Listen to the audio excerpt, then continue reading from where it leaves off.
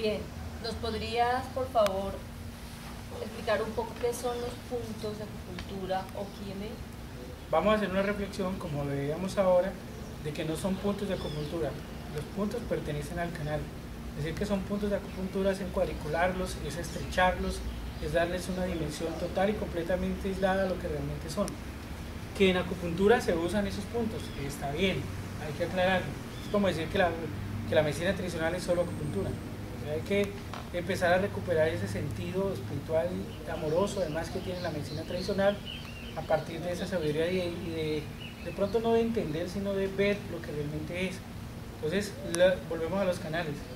En los canales se mueve la energía de forma circular, de forma espiral, de forma sinusoidal, y como tal se conforman y se movilizan por todo el cuerpo, dinamizando los diferentes tipos de energía que sí llevamos. Pero para el hombre actuar en esa energía, hay unos puntos donde la energía se deja movilizar, se deja dimensionar, se deja activar, se deja permeabilizar, ¿de acuerdo? Y esos puntos donde la energía se puede dinamizar, se puede recrear, son los puntos que se conocen como Kiemen, ¿sí? O como Sue, ¿de acuerdo? Donde dicen que son los puntos de acupuntura. Cada punto tiene un nombre. Ese nombre como tal tiene una traducción, y esa traducción nos habla de las características espirituales, humanistas, sensibles, amorosas que tiene el punto, y también su función energética, fisiológica y otros elementos que tiene el punto como tal. Cada punto tiene una acción dentro del canal, y tiene una acción. Cuando hablamos del canal no podemos hablar de un canal aislado. Por ejemplo, dentro del canal del estómago hablamos del canal del estómago o parte del resto de todos los canales. Entonces cada puntico en cada canal tiene una función, tiene una dinámica y tiene unos elementos que recrearse. Hoy se dice, por ejemplo, en algunos manuales que da tristeza, por ejemplo, encontrar algunos manuales que dicen tal punto para el dolor de cabeza, tal punto para la migraña, tal punto. No, es un sentido protocolario, además equivocado, porque los puntos no tienen como etimología y no tienen como principio fundamental la migraña, el dolor de cabeza, no tienen como principio la obstrucción de sangre, la obstrucción de energía, no. Si ustedes van a leer el nombre de los puntos, tienen unas traducciones que además son poéticas, que son artísticas, ¿sí? Que hablan del arte de vivir. Entonces, a partir del uso de el uso de los puntos, o recrear los puntos, no usarlos, depende de interpretar el arte de vivir, depende de interpretar ese arte dinámico y de recrearlo como tal, que el hombre se recree como la naturaleza. Por ejemplo, usted va a encontrar el Jianlin Quan, que traduce, ¿dónde van? El Valle del Yin. No, Jianlin Quan, fuente de la colina. El Jianlin Quan. Fuente de la colina Yin. Y uno pensaría fuente de la colina Yin, pero se encuentra traducciones donde está ligado ese punto, por ejemplo, la hipotensión, la hipertensión o alteraciones de rodilla, otra serie de cosas. Pero hay que observar que es un punto fuente, a qué hace alusión cuando dice colina, ¿sí? Del yin o del yang, y el sentido del yin y el yang que en Oriente tiene, no que el hombre occidental quiere darle. O por ejemplo Susan Lee, que es un punto muy usado. Susan Lee, ¿qué traduce, doctora? Divina indiferencia terrestre. Divina indiferencia terrestre. O Chousan Lee, ¿qué sería? ¿Hugo? Divina indiferencia, pero a nivel celeste. Entonces, hay que mirar la etimología de los puntos, hay que mirar la fuerza que tiene el punto como tal, pero hay que mirar la raíz espiritual del sonido que tiene el punto. Recuerde lo que usted me preguntaba ahora, que somos luz, color y sonido.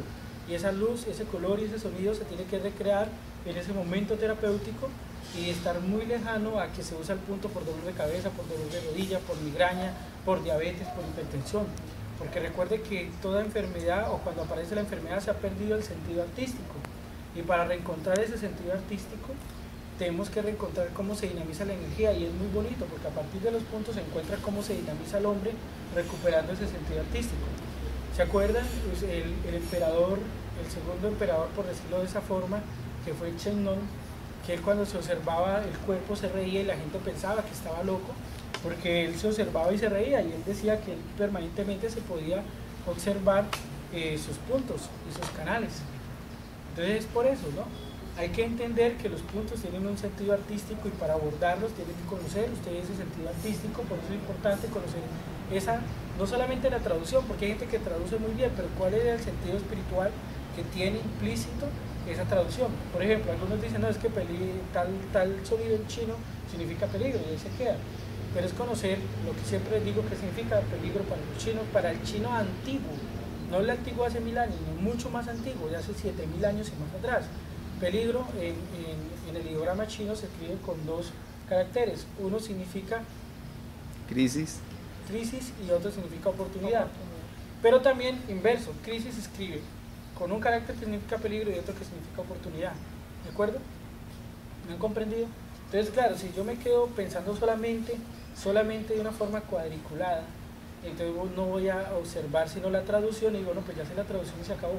Hay que tener un conocimiento muy hermoso de lo que es la naturaleza para poder interpretar no solamente la traducción literal del punto, sino la traducción de la naturaleza y el discernimiento que la naturaleza nos da, porque no fue solamente la traducción del punto y el nombre que ellos le dieron, sino la traducción, el discernimiento y la interpretación de la fuerza de la naturaleza que ellos observaron, para lo cual le dieron esa función o esa interpretación a ese punto. ¿Sí me comprendo? O sea, cada punto, por ejemplo, nosotros tenemos, de cada punto puede ser un texto, 10 textos de un solo punto, y son 365 puntos básicos. Y de un solo punto puede ser muy amplio en referencia a qué tipo de energía va a movilizar, si es energía yuan chi, yin chi o sun chi, porque en todos se encuentran toda la energía. Quiero que quede claro que no es que, por ejemplo, a nivel de los 5 movimientos usted no mueve energía celeste, mueve energía celeste pero con unas particularidades. A nivel de los 8 vasos maravillosos mueve energía celeste pero terrestre y humana con determinadas particulares, y a nivel de la energía terrestre también lo hace. Por eso en medicina tradicional se deben preparar muy bien los terapeutas y conocer muy bien para poder con poco actuar en totalidad. Hay que también pulirnos en algo y que esto valga como reflexión, porque a veces queremos saber mucho y hacemos muchas cosas. Hay que prepararse muy bien para cada vez hacer poco, hacer menos. A veces pretendemos saber menos y hacer mucho, pero hay que prepararse no en lo mucho, sino en prepararse muy bien para cada vez hacer un poco menos. ¿Bien? ¿Alguna otra pregunta? La forma de acceder a los puntos. Bien, la forma de acceder es bien interesante y se puede acceder con acupuntura, con masaje, con chikun, con ventosas y con otros procedimientos terapéuticos, pero esencialmente son estos. Y cada uno requiere y refiere una forma particular de actuar. No se actúa igual con acupuntura, ¿sí? No se actúa igual con acupuntura que con el masaje o que con la ventosa. Hay que saber cómo el punto responde a la acción de la acupuntura, a la acción alquímica y chamánica de la acupuntura, ¿sí? Hay que saber cómo actúa al masaje, hay que saber cómo actúa a la ventosa o a la moxibustión y al chikun. Por eso el terapeuta debe prepararse para ofrecerle y ofrendarle al paciente o a ese ser que está en ese momento de enfermedad un buen abordaje amoroso y además responsable. Gracias.